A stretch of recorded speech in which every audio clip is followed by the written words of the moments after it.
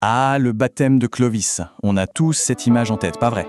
C'est un peu une image d'Épinal, un de ces moments gravés dans la mémoire collective. L'histoire a l'air simple. Un roi barbare qui se tourne vers le christianisme et par ce geste fonde une nation. C'est vraiment ça l'idée qu'on a tous. Cet événement serait l'acte de naissance de la France. Une sorte d'alliance sacrée scellée entre le trône et l'Église qui aurait posé les toutes premières pierres d'une histoire millénaire. Mais et si ce n'était pas si simple? Si ce récit, si clair et si parfait, était en fait une légende, une histoire magnifiquement construite après coup, si la réalité, elle, était bien plus complexe, bien plus politique et au fond bien plus fascinante. Alors pour y voir plus clair, il faut déconstruire ce mythe. Et pour ça, rien de mieux que de commencer par le début. Plongeons d'abord dans le récit traditionnel, celui des manuels d'histoire, celui qui a vraiment façonné notre imaginaire pendant des siècles. Voilà la version la plus célèbre, celle qui nous vient principalement de l'évêque Grégoire de Tours. Et franchement, tous les ingrédients d'une bonne histoire y sont le roi sur le point de perdre une bataille cruciale, qui fait une promesse à un nouveau dieu, l'influence de sa femme, la pieuse Clotilde, et bien sûr la scène finale spectaculaire du baptême. C'est un récit parfait, peut-être même un peu trop parfait. Pour le savoir, il faut faire un bond en arrière. Il faut essayer de comprendre qui était vraiment Clovis et son peuple, les Francs, bien avant cet épisode célèbre. Parce que oui, avant de devenir des rois en Gaule, les Francs ont eu une relation très longue et assez mouvementée avec l'Empire romain.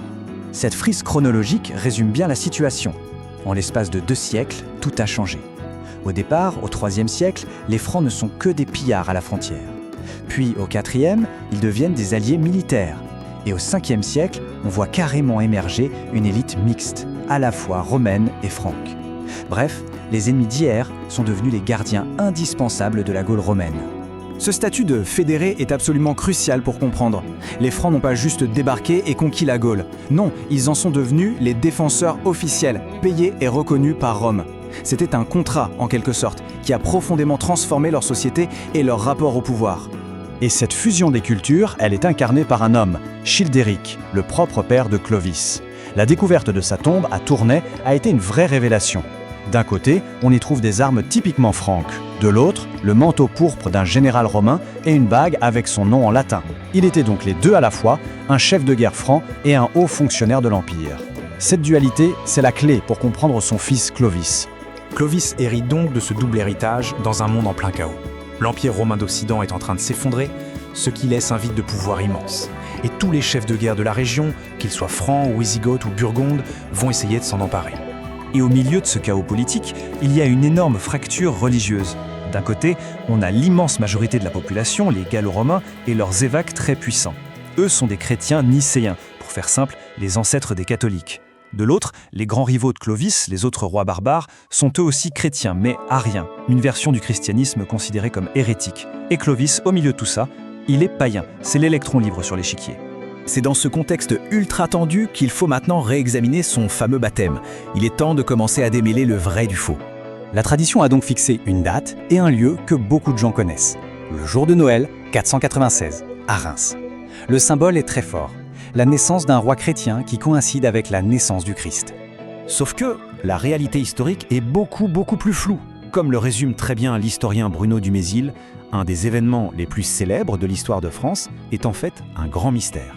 On ne sait presque rien avec certitude. Quand on gratte un peu le vernis de la légende, le récit s'effrite. La date, déjà, est très incertaine. Ça pourrait être bien plus tard. Le chiffre de 3000 guerriers baptisés en même temps. Ça ressemble plus à une référence biblique qu'à un vrai décompte. Et le plus beau morceau, le miracle de la Sainte Ampoule apporté par une colombe, eh bien c'est une invention pure et simple, ajoutée près de 400 ans plus tard pour des raisons politiques. Bon, alors si la légende est si fragile, qu'est-ce qui a vraiment motivé Clovis? Quelles étaient ses véritables raisons? Était-ce une conversion sincère, un vrai élan de foi? C'est tout à fait possible. On sait que sa femme Clotilde a eu une grande influence. Ou alors, était-ce un coup de génie politique? La réponse, c'est probablement un mélange des deux. Une conviction personnelle n'empêche pas de voir les avantages stratégiques d'une décision. Et c'est là que le coup est magistral. En choisissant la foi de la population locale et non celle de ses rivaux, Clovis change complètement les règles du jeu. D'un seul coup, il n'est plus un simple roi barbare parmi d'autres. Il devient le protecteur de la vraie foi, le seul souverain légitime aux yeux de l'immense majorité gallo-romaine et de son église. Et cette décision, ce n'est pas juste un symbole, elle va littéralement forger un nouveau royaume avec des conséquences concrètes, immenses et qui vont durer très longtemps. Le nouveau royaume franc est une société double. Pour gérer cette cohabitation, on met en place un système juridique assez fascinant, celui de la personnalité des lois. Ça veut dire que chaque peuple garde son propre droit. Au tribunal, on demande à la personne « sous quelle loi vis-tu » C'était une manière très pragmatique de faire cohabiter deux mondes très différents. Et ce tableau est génial pour illustrer la nouvelle hiérarchie sociale. C'est la loi salique, le code des francs, qui fixe le prix de la vie de chaque personne, ce qu'on appelle le Wehrgeld. Et regardez bien, la vie d'un franc libre vaut 200 sous. Mais un Romain qui est un proche du roi, lui, en vaut 300, c'est plus qu'un franc. Qu'est-ce que ça veut dire? Ça veut dire que l'origine ethnique compte, oui, mais que la loyauté au nouveau pouvoir compte encore plus. Voilà le véritable héritage du baptême de Clovis. Il n'a pas créé la France d'un claquement de doigts. Ce qu'il a fait, c'est sceller l'alliance fondatrice entre la puissance militaire des Francs et toute la structure administrative, culturelle et religieuse de l'élite gallo-romaine. Et c'est cette fusion qui a donné naissance à ce qui, bien plus tard, deviendra la France. La force de ce mythe est tellement incroyable qu'il résonne encore aujourd'hui. Cette phrase célèbre, prononcée par le pape Jean-Paul II en 1980, montre bien à quel point cette histoire du baptême de Clovis est restée une référence absolument centrale dans l'identité française. Au final, l'histoire de Clovis nous rappelle une chose essentielle. Nos mythes fondateurs en disent souvent plus long sur ceux qui les racontent et les écoutent que sur les événements eux-mêmes.